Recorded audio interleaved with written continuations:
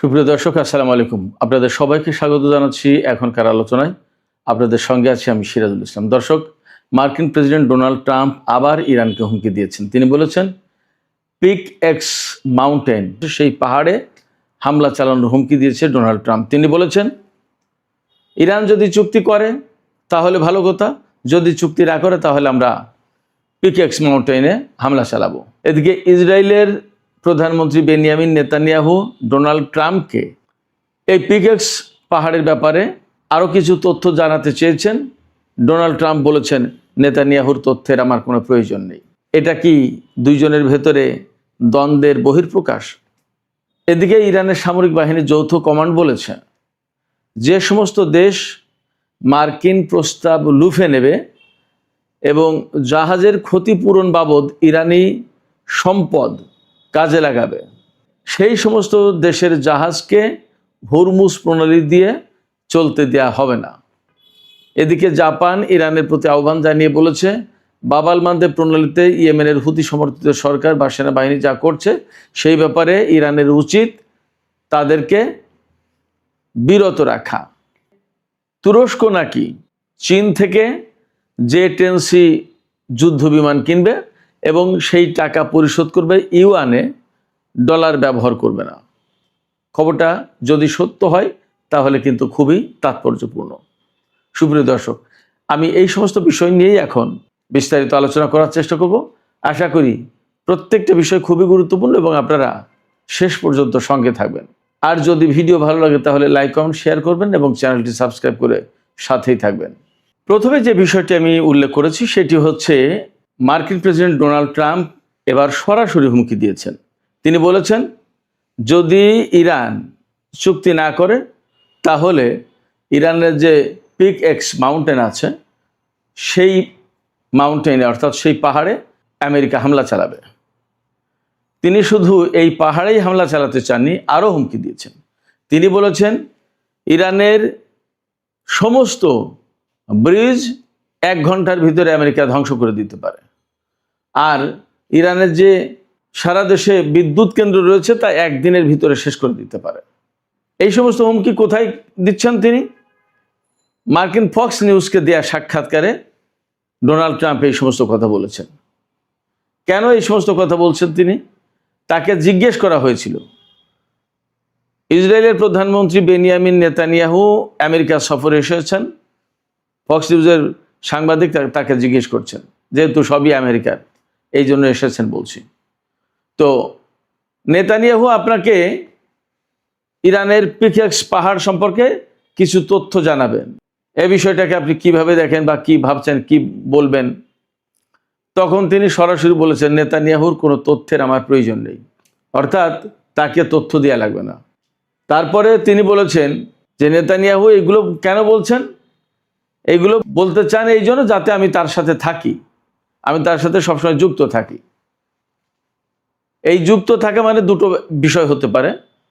সামনে এই যে অক্টোবর বা সেপ্টেম্বরে ইসরায়েলে নির্বাচন, সেই নির্বাচনে নেতানিয়াহু হেরে যেতে পারেন, যথেষ্ট সম্ভাবনা আছে। এই নির্বাচনে ডোনাল্ড ট্রাম্প তার পাশে থাকুক, নেতানিয়াহু এই কৌশল করছে। ডোনাল্ড ট্রাম্প হয়তো এই কথা বলেছেন যে নেতানিয়াহু চাই যে আমি তার পাশে থাকি, এই নির্বাচনের কথা বলতে পারেন।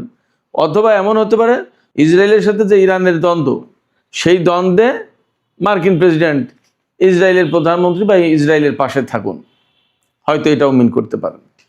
কিন্তু তিনি যে কথা বলেছেন যে নেতানিয়াহুর তথ্যের দরকার নেই, ইনফরমেশন তার কাছ থেকে নেওয়া লাগবে না, গোয়েন্দা তথ্য যে তিনি যেটা দিতে চাচ্ছেন এগুলো আমার দেওয়া লাগবে না, এটার মানে কিন্তু অন্য একটা জিনিস। এটার মানে হচ্ছে ডোনাল্ড ট্রাম্প ইনসাল্ট ফিল করেন, আরে ইসরায়েলের লোকজন আমাকে বারবার গোয়েন্দা তথ্য দেয়, কেন আমাদের গোয়েন্দা তথ্য নেই? ভাবটা এরকম যে ইসরায়েলের প্রধানমন্ত্রীর কাছ থেকে গোয়েন্দা তথ্য নিতে হবে আমার। এবং তিনি এখানে একরকম বিরক্তি প্রকাশ করেছেন। বিরক্তি প্রকাশ করে তিনি বলেছেন যে আমি যদি আজকে প্রেসিডেন্ট না থাকতাম তাহলে নেতানিয়াহু কোনো মতেই টিকতে পারতেন না এবং ইসরায়েলের অস্তিত্ব থাকতো না। কেন বলছেন? অনেকগুলো কারণে। নেতানিয়াহু যে সমস্ত দুর্নীতির মামলায় জর্জরিত বা যে সমস্ত সংকট আছে দেশের ভেতরে, অভ্যন্তরীণ রাজনীতিতে তো তাদের টানাপোড়েন আছে, সেই জায়গায় ডোনাল্ড ট্রাম্প সরাসরি হস্তক্ষেপ করেছে নেতানিয়াহুর পক্ষে, এটা একটা দিক।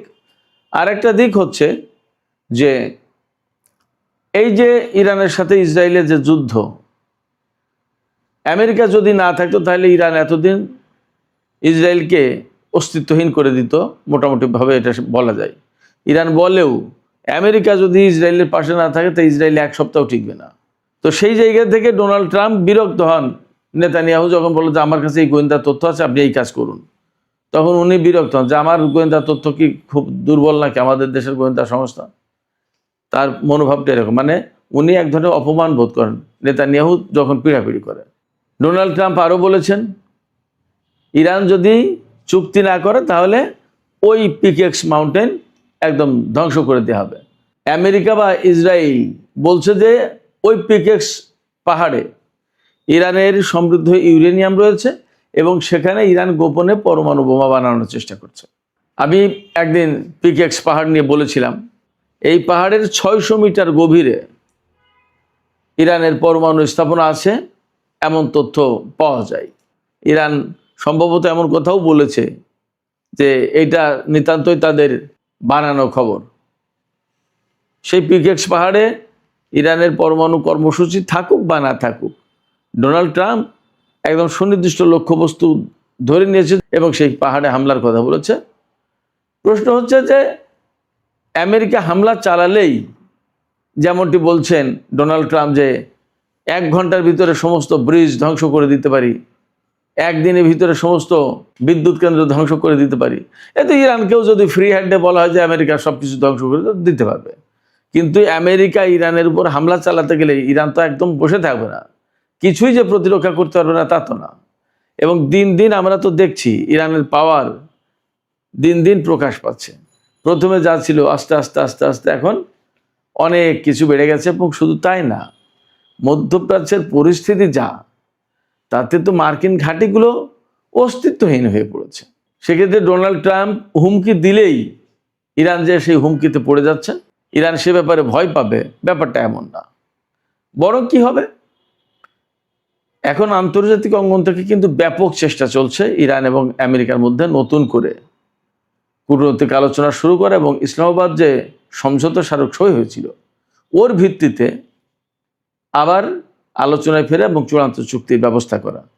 কিন্তু ফ্যাক্ট হচ্ছে যে ইরান সম্ভবত এবার আর যাবে না এইভাবে, কারণ বিশ্বের কারোর মুখ নেই ইরানকে বলার এই কথা, হ্যাঁ আমরা গ্যারান্টি দিচ্ছি আমেরিকা চুক্তি মানবে এবং আলোচনা স্বাভাবিকভাবে এগিয়ে নেবে।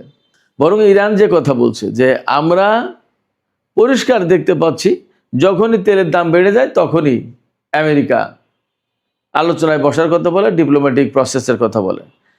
এখন $100 উপরে তেলের দাম চলে যাওয়ার কারণে তারা আবার এই যুদ্ধবিরতি দিয়েছে এবং নিজেরাই কারোর সাথে কোনো কথা না বলে তারাই নিজেরাই চুপ, এবং তারা এখন আলোচনার কথা বলছে নানান কথা।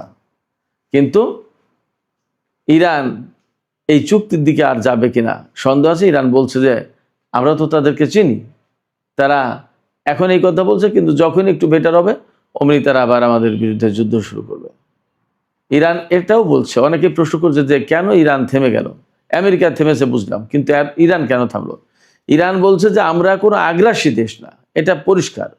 এই মেসেজ আমরা বিশ্ববাসীর কাছে দিতে চাই। 1, 2 হচ্ছে আমেরিকা যখন যুদ্ধ শুরু করেছে তখন আমরা শুধু যুদ্ধ শুরু করেছি, আর যখন তারা থেমেছে আমরাও তখন থেমেছি। আমরা অহেতুক আগ বাড়িয়ে আরও বেশি যুদ্ধ করতে চাইছি না। এটা সারা বিশ্বের মানুষ পরিষ্কার দেখুক, বুঝুক, যাতে কেউ না বলতে পারে আমেরিকা থেমে গেলেও আমরা থামিনি, আমরা হামলা চালিয়ে গেছি, এই দোষ যাতে কেউ না দিতে পারে। আর আমেরিকা যদি নতুন করে যুদ্ধ শুরু করে ইরানও যুদ্ধ শুরু করবে, সে কথা কিন্তু একদম পরিষ্কার বলেছে। এদিকে মার্কিন প্রেসিডেন্ট ডোনাল্ড ট্রাম্প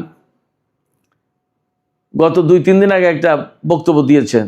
বিভিন্ন দেশের জাহাজ এই সমস্ত যে ক্ষতিগ্রস্ত হয়েছে হরমুজ প্রণালীতে ইরানের হামলায় বা মাইন বিস্ফোরণে, এই সমস্ত জাহাজ কোম্পানিকে ক্ষতিপূরণ দেওয়া হবে বিভিন্ন দেশে যে ইরানের সম্পদ আটকে আছে সেই সম্পদ থেকে। ইরানের জবাবে বলেছে আজকে ইরানের সামরিক বাহিনীর যৌথ কমান্ড, এইটা আজকে পরিষ্কার করে বলেছে আমেরিকা যদি এই কাজ করে, অর্থাৎ ইরানের সম্পদ আটকে থাকা সম্পদ নিয়ে কোনো দেশের জাহাজকে বা জাহাজ কোম্পানিকে বা কোনো দেশকে যদি ক্ষতিপূরণ দেওয়ার চেষ্টা করে এবং যদি এই অর্থ কোনো জাহাজ কোম্পানি, জাহাজের মালিক বা কোনো দেশ এই অর্থ গ্রহণ করে, তাহলে সেই দেশের কোনো জাহাজ হরমুজ প্রণালীতে চলাচল করতে দেয়া হবে না। এখন আমেরিকার দেয়া অর্থ কোনো দেশ গ্রহণ করবে কি করবে না সেটা তাদের ব্যাপার। তবে ইরান যে শক্ত অবস্থানে গেছে এটা মোটামুটি বেশ পরিষ্কার। হরমুজ প্রণালী এবং তেলের দাম নিয়ে যখন কথা আসলোই, তখন আমি আপনাদেরকে তেলের বাজার সম্পর্কে একটু আপডেট দিই। আজকে আন্তর্জাতিক বাজারে এই কিছুক্ষণ আগের খবর ছিল যে ব্রেন্ট ক্রুড অয়েল দাম কমেছে, দাম কমে এখন $84.03 প্রতি ব্যারেল বিক্রি হচ্ছে। আর ওয়েস্ট টেক্সাস ইন্টারমিডিয়েট যেটা, সেটা বিক্রি হচ্ছে প্রতি ব্যারেল $81.20। তার মানে তেলের দাম বেশ কমেছে। এই তেলের দাম কিন্তু 4-5 দিন আগে $100 চলে গিয়েছিল। আপনারা সবাই জানেন, আমি আগেই বলেছি, নেতানিয়াহু অর্থাৎ ইসরায়েলের প্রধানমন্ত্রী নেতানিয়াহু আমেরিকা সফরে গেছে। আজকে অর্থাৎ এখানে আমাদের যখন মঙ্গলবার রাত, তখন আমেরিকায় মঙ্গলবার দিন সকাল 11টায় হোয়াইট হাউসে ডোনাল্ড ট্রাম্পের সাথে আমেরিকান টাইম বলছি নেতানিয়াহু বৈঠকে বসবেন। মজার ব্যাপার হচ্ছে ওই বৈঠকে ভাইস প্রেসিডেন্ট জেডি ভ্যান্স উপস্থিত থাকবেন। আমার কাছে যেটা মনে হচ্ছে, জেডি ভ্যান্স উপস্থিত থাকার মূল কারণ হচ্ছে সেখানে যাতে নেতানিয়াহু প্রেসিডেন্ট ডোনাল্ড ট্রাম্পকে বিভ্রান্ত করতে না পারেন যুদ্ধ শুরু করার ব্যাপারে। এই জন্য জেডি ভ্যান্স সেখানে উপস্থিত থাকবেন। কারণ গত শুক্রবার হোয়াইট হাউসে যে বৈঠকে বসেছিলেন ডোনাল্ড ট্রাম্প, জেডি ভ্যান্স, মার্কিন সামরিক বাহিনীর চিফস অফ স্টাফের চেয়ারম্যান জেনারেল ড্যান কেইন, যুদ্ধমন্ত্রী পিট হেগসেথ, সম্ভবত পররাষ্ট্রমন্ত্রী মার্কো রুবিও ছিল বা আরও গুরুত্বপূর্ণ ব্যক্তি। সেখানে ডোনাল্ড ট্রাম্প, পিট হেগসেথ তারা কিন্তু যুদ্ধের পক্ষে কথা বলছিল, ইরানের বিরুদ্ধে বড় যুদ্ধ শুরু করতো এটা বলছিল। সেখানে উদ্বেগ প্রকাশ করেছিল এবং বিরোধিতা করেছিল জেডি ভ্যান্স এবং Dan Kane, general Dan Kane. তারা বলেছিল যে এই মুহূর্তে আমাদের হাতে যে সমস্ত অস্ত্রপাতি যে পরিমাণ আছে, এই অবস্থায় ইরানের সাথে যুদ্ধ করলে বিপজ্জনক পরিস্থিতি তৈরি হবে। এরপরে কিন্তু ডোনাল্ড ট্রাম্প যুদ্ধে যাননি, এখন পর্যন্ত আর যুদ্ধ নেই, বরং 3 দিন যুদ্ধ বন্ধ। এই অবস্থায় নেতানিয়াহু এই সফরে যে গেছেন, ব্যাপকভাবে ধারণা করা হচ্ছে তিনি ডোনাল্ড ট্রাম্পকে ইরান সম্পর্কে নানা রকমের কথা বলে আবার উস্কানি দিয়ে যুদ্ধে নামিয়ে দিতে পারেন, যুদ্ধে জড়িয়ে দিতে পারেন, আবার যুদ্ধ শুরু করতে পারেন। এই জায়গায় এটা যাতে ডোনাল্ড ট্রাম্পকে ভুল বোঝাতে না পারে, নেতানিয়াহু যাতে এইভাবে উস্কানি দিতে না পারে, সেই জন্য জেডি ভ্যান্স এই বৈঠকে উপস্থিত থাকবে, এমনটাই মোটামুটি ধারণা করা যায়। সুপ্রিয় দর্শক, মধ্যপ্রাচ্যের ক্রাইসিস, তেলের ক্রাইসিস, হরমুজ প্রণালী, বাব আল মানদেব প্রণালীর যে ক্রাইসিস, এই প্রেক্ষাপটে জাপানের পররাষ্ট্রমন্ত্রীর সাথে ইরানের পররাষ্ট্রমন্ত্রীর ফোন আলাপ হয়েছে। সেই ফোন আলাপে জাপানের পররাষ্ট্রমন্ত্রী ইরানের পররাষ্ট্রমন্ত্রীকে বলেছেন যে বাব আল মানদেব প্রণালীতে যে সংকটটা তৈরি করলো হুতি গেরিলারা বা হুতি সমর্থিত সামরিক বাহিনী ইয়েমেনের, তাদেরকে আপনারা একটু বুঝায় যাতে সৌদি আরবের সাথে এই ধরনের সংঘাতে না জড়ায় এবং বাব আল মানদেব প্রণালী যাতে খুলে দেয়, তাদেরকে বুঝিয়ে একটু বিরত রাখার চেষ্টা করতে বলেছেন। বাট ইরান এখানে খুব একটা তো পজিটিভ রোল প্লে করবে বলে মনে হয় না। অর্থাৎ বাব আল মানদেব প্রণালী খুলে দেওয়ার ব্যাপারে ইরান কিছু বলবে এমনটা মনে হয় না। কারণ হরমুজ প্রণালী আর বাব আল মানদেব প্রণালী যখন আটকে দেওয়া হয়েছে, তখন সারা বিশ্বে খবর হয়ে গেছে এবং মার্কিন প্রেসিডেন্ট ডোনাল্ড ট্রাম্প কিন্তু যুদ্ধ বন্ধ করতে বাধ্য হয়েছে। এই বাব আল মানদেব প্রণালী দিয়ে ইয়েমেনের সাথে যে সৌদি আরবের সংকট আছে, এই সংকটগুলো পরিষ্কার পরিচ্ছন্ন হবে এবং এগুলোর হয়তো একটা অবসান হবে। জাপানের পররাষ্ট্রমন্ত্রী আজকে যখন হুতিরা বাব আল মানদেব প্রণালী আটকে দিয়েছে, তখন তাদেরকে নিয়ন্ত্রণের কথা বলছে ইরানকে।